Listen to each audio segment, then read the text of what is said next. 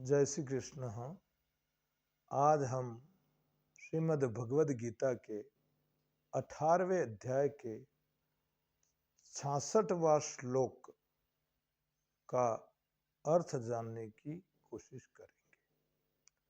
यहाँ भगवान श्री कृष्ण अपने प्रिय सखा अर्जुन को आदेश देते हैं, कहते हैं कि सर्वधर्मान परित्यज्य मामेकं शरणं व्रज, अहम त्वाम सर्व पापेभ्यो मोक्षयिष्यामि मा शुचः। अर्थात हे अर्जुन, तू सभी धर्मों को त्याग कर, अर्थात संपूर्ण कर्तव्य कर्मों को मुझ में त्याग कर मुझ एक के शरण हो जा, जो सर्वाधार हैं, सर्वशक्तिमान है। उन्हीं परमेश्वर की शरण में आ जा। मैं तेरे सभी पापों को नष्ट कर दूंगा, तू शोक मत कर। अब भगवान कितनी अच्छी बात कहते हैं कि है अर्जुन, तू बार बार कह रहा है कि ज्ञान योग श्रेष्ठ है, कर्म योग श्रेष्ठ है, भक्ति योग श्रेष्ठ है। अनेक प्रकारों के योगों को तू सुन करके भी जब मैंने तेरे को पूरी ये गीता सुना दी तो भी तेरे को बार बार ये संशय हो रहा है और तुम किम कर्तव्य विमूढ़ हो रहा है। तो इसलिए अंत में मैं तुझे ये कह रहा हूं कि तू सभी धर्मों को छोड़ करके, सभी साधनों को छोड़ करके केवल मुझ एक के शरण हो जा। ये भगवान ने यानी आज्ञा दी है, क्योंकि तू मेरे अगर शरण हो गया तो मैं तेरे सभी पापों को नष्ट कर दूंगा, है नहीं।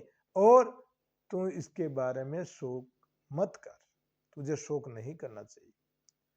अब सर्वधर्मान परित्यज्य, इसके बारे में एक स्वामी श्री रामसुखदास जी महाराज ने अपनी साधक संजीवनी नामक श्रीमद् भगवद गीता की जो टीका है उसमें उन महान संत विभूति के द्वारा बताया गया है।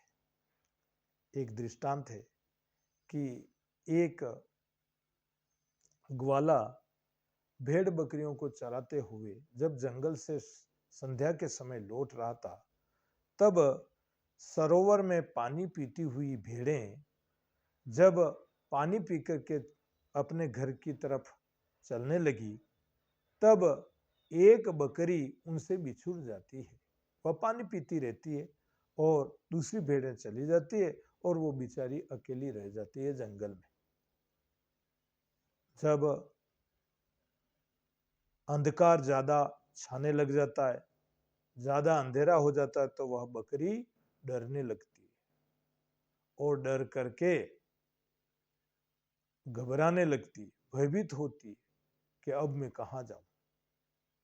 तब अचानक उससे पानी के पास जो दलदल जमीन थी, कीचड़ था, वहां पर कुछ पद चिन्ह बने हुए थे।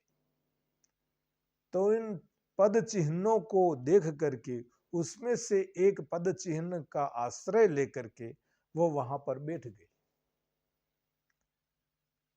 जब रात थोड़ी बीती, जब आधी रात होने को आई, तब बहुत से जानवर आए, वहां पानी पीने के लिए आए उस तालाब पर।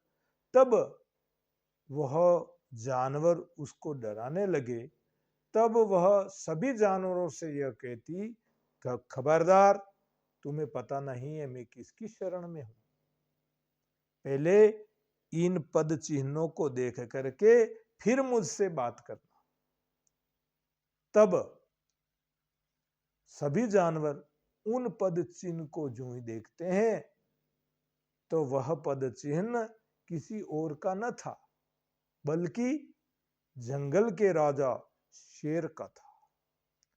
जब उस पद चिन्ह को शेर का जान करके, पहचान करके, सभी जानवर डर के मारे भाग गए। अंत में क्या होता है कि थोड़ी देर बाद में जब स्वयं शेर पानी पीने के लिए आता है, तब शेर पानी पी करके उस बकरी की तरफ देखता है और गुर्राता है, और जो ही भयंकर आवाज करता है, पहले तो वह बकरी डर जाती है, भयभीत हो जाती है, और फिर थोड़ा मन के अंदर दृढ़ विश्वास लेकर के वो वहां से भागती नहीं है और बैठी रहती है, और वह उससे ललकार करके कहती है कि खबरदार, तुझे मालूम नहीं है, मुझे मारने से पहले, मेरे को खाने से पहले तू देख ले मैं किसकी शरण में हूं। तो शेर ने कहा, अच्छा, बकरी होकर के मुझसे इस तरह से बातें लड़ाती है, बता तू किसकी शरण में।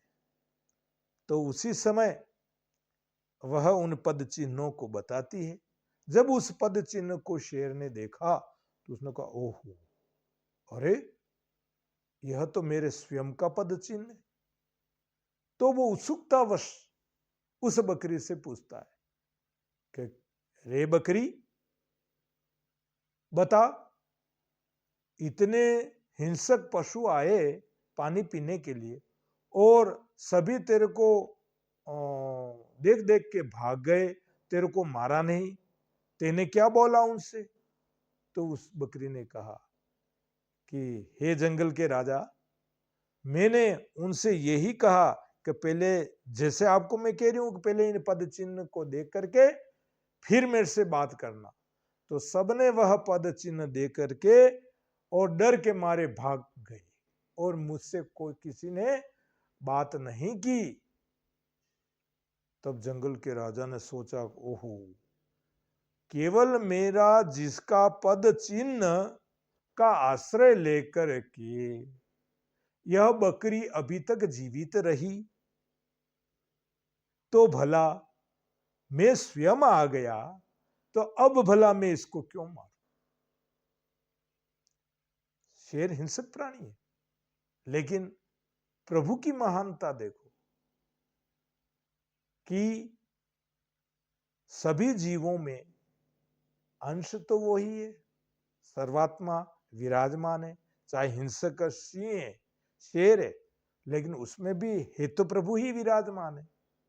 तब उसके मन में यह भाव हुआ कि जब किसी ने नहीं मारा तो मैं क्यों मारूं।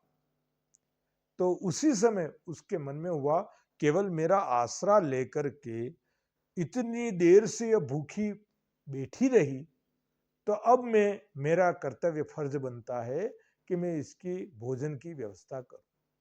तो उसी समय उसने गजराज को बुलाया और गजराज को कहा, अरे गजराज।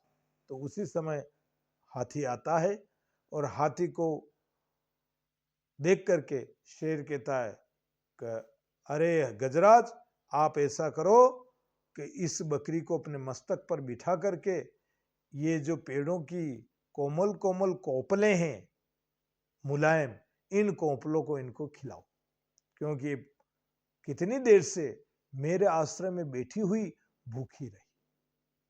तो हाथी ने जो आज्ञा कर करके उस बकरी को अपनी सूंड के द्वारा अपने मस्तक पर बिठाया और कोमल कोमल कोंपले उसको खिलाने के लिए चल पड़ा।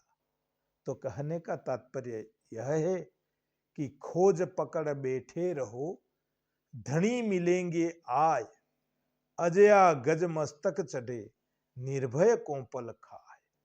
जय श्री कृष्ण।